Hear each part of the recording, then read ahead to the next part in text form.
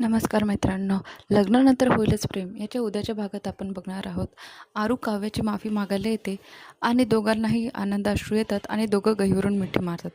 हे बघून नंदिनीही तिथे येते आणि म्हणते, मलाही मिठी पाहिजे.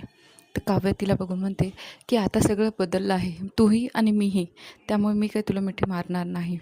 त्यामुळे नंदिनी दुःखी होऊन जाते.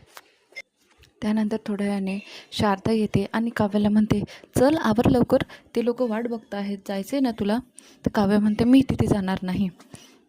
शारदा म्हणते की हे बघ, ताईनेही सगळं एक्सेप्ट केलं आहे ना, तू पण कर, चल लवकर. तर काव्य चिडून म्हणते, मी ताई नाही, मी काही जाणार नाही त्या घरी, मला हे लग्न मान्य नाही. हे ऐकून शारदा म्हणते, पण तुला जावंच लागेल, थांब मी तुझी बॅग भरते. आणि ती बॅग भरायला जाते, तेवढ्यात तिचं सामान खाली पडतं आणि त्याच्यात एक लॉकेट असतं. ते लॉकेट ती उचलते, तर त्यात तिला दिसतं की काव्य आणि जीवाचा फोटो असतो. हे बघून तिला खूप शॉक बसतो आणि तिला कळतं की जीवा आणि काव्य यांचं एकमेकांवर प्रेम होतं. त्यामुळे ती काव्याला विचारते, तर काव्याला कबुली देते की हो, माझं आणि जीवाचं एकमेकांवर खूप प्रेम आहे.